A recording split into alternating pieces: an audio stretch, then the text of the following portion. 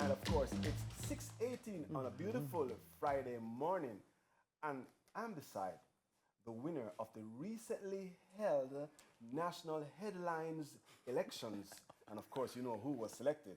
I'm talking about none other than TK, our headlines queen.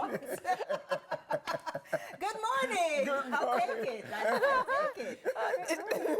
Good to see you. It's so good to see you, queen of the headlines during elections. I love that for me. Thank you. It's good to see you looking sharp. Well, I wish the people of Jamaica could see IT up close and personal, because let me tell you something. He's saying one. He's feeling a little holy. All right, anyway, focus. Let's jump into the headlines. It's nice. Anyway, it's very nice. All right, let's go. A very good morning to Enigma Elite. You're doing a fantastic job. Head over there. It's going to be holy. That's from Enigma? Yeah, we like it. It's nice, bad. All right, jumping in, the ECJ ready for by-elections. Hails nomination day. No pressure on him and his team as they host several by-elections shortly before an expected general election, adding preparation is key. Logistically, he says nomination day and election, no pressure on him and his team as they host to tackle the election day activities following a successful nomination day. When nomination day activities ended November 6, Director of Elections Glasspool Brown hailed it a seamless success. We're happy to hear that, right? He assures there's little to no pressure on him and his team as they host several by-elections shortly before an expected general election, adding preparation is key. Logistically, he says, nomination day and election day are covered. The opposition, People's National Party, has opted out of the 2 constituency by-elections, only contesting the 2 divisional ones. So it's good to hear. It's good to hear that the systems are in place, the teams are in place, the processes are working.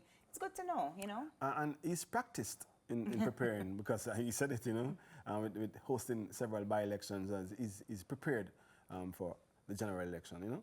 And that's good to hear, because that's the last thing I want to hear, that there is any challenges with voting and the systems, you know, because then the errors are going to be unacceptable. And so it's good to hear that the systems are working. You know, in light of all of the election conversation that we've been a part of this week and in the last 3 months, I'm very proud of Jamaica. Yeah.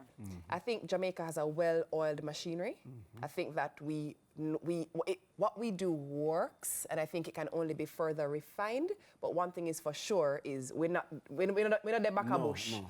And our process has actually proven to be quite efficient. We get results typically before we can go bed. And I think the machinery is working. So I'm pleased to hear that the by-elections they're prepared for. That's not shocking to us, and it tells us that the readiness that is happening now will indicate that the readiness will be there for general elections coming up. And I think it's just a great time to say, you know, congrats to the team and thank you to the team at the EOJ, the Electoral Office of Jamaica, you know. Absolutely. People take for granted that these things just happen. You know, you vote and, you know, people count it and it just, you get the results. No, there's a whole system. There are tons of volunteers. There are tons of people working hard, sleepless nights. So thank you very much to Glasspool Brown and the entire team, making sure that it happens and it happens smoothly as it has been happening. So congrats to the team. All right, so next up, deadly disputes in Westmorland spark renewed plea for peace. 2 tragic incidents in Westmorland have brought attention to the dangers of unresolved conflicts. In the first case, Sidonia Martin, 29, was killed in a machete attack by Dwayne Anglin, who was charged with murder. In another incident, 25-year-old Sapphire Peart is accused of stabbing her boyfriend, Dino Kangal, during a fight over infidelity.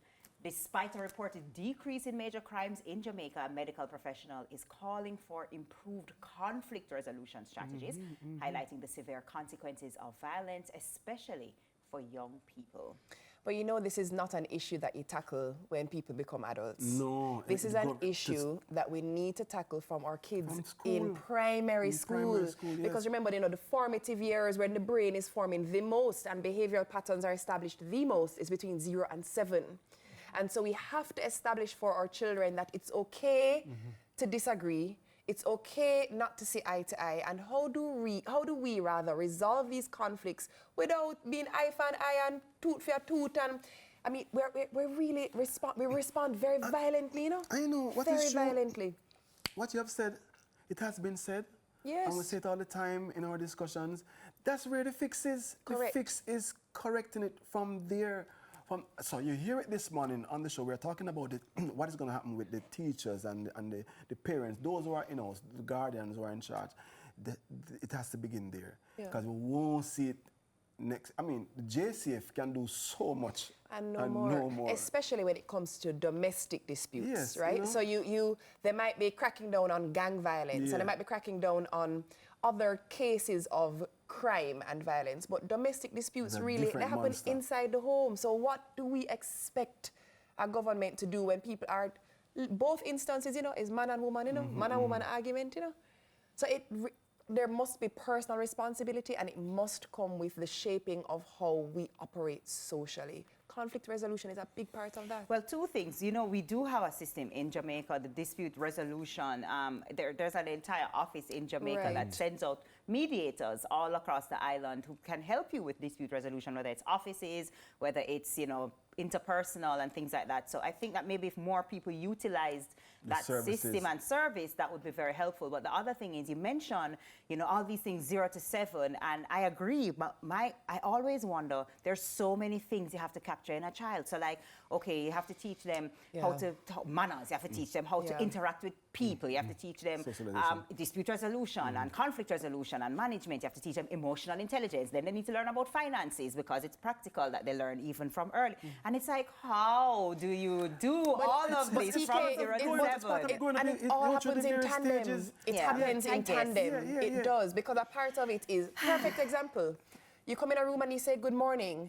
That becomes natural habit because it is taught to you. Someone does something that you don't like, you become responsive instead of reactive, which allows you to then call the dispute. What you said the people name? The dispute resolution. You call those people instead of reacting to something. You say, you know, say I don't like this, and you respond to it. You take a pause, you take a beat, you make that phone call to that company, and then you get the support you need. It happens all in tandem. Yeah, fair enough. We'll see. Well, hopefully, if you have a conflict, reach out to some mediators, dispute resolution, take a breath first. No do nothing that I go take nobody's life. I do nothing that may change your life. Count to 10,000. Yes, backways. 10,000. Backways. Let's go to feel. How about some Feel Good Friday? Let's from do 10,000. Feel Good Friday headline for the. What's that? 9,999. 9,998. No. All right. Sorry, Teek. Sorry. Feel Good Friday headline. All right, so a 7-year-old helps save great-grandma pinned under rolling SUV. So a 7-year-old girl named Mariah from Michigan is being commended for her quick actions that helped save her great-grandmother Patricia Lynch after Lynch accidentally put the car in reverse and fell. Maria jumped into action, pulling the keys from the ignition to stop the vehicle. She then ran to alert her mom, Portia Lane, who was at home. Mariah's call for help was caught on the family's Ring doorbell camera. Mariah also grabbed a towel to wrap her great-grandmother's injured leg. And the family praises Mariah for her bravery and, of course, for saving her great-grandmother's life. Well, Mariah was here before. 0 to 7. Here we go. That's it. That's fantastic. Enough said. Right there. It's amazing That's how taught. It's amazing. I don't know. Is it like it's amazing how children are great, you know. Yeah, man. Children are so much more powerful than we even sometimes think that they are. So kudos to you, Mariah. Kudos to you. I agree with IT because composure is actually. You see it, you observe it, you learn composure. You don't just man compose. It's modeled. Fair Nature enough. versus nurture. Fair enough. That discussion again. Parents, they don't do what you say, they do what you do. True. That's right. True. That's right. All right. Good to see you, Teeks. On the other side of the break, a few laughs. A few laughs a day, they say, keeps the doctor away or however that saying goes. But React is up next. Me love React. R-E-A. And don't force me to laugh if I don't find it funny. I'm going to give a real React. Yeah.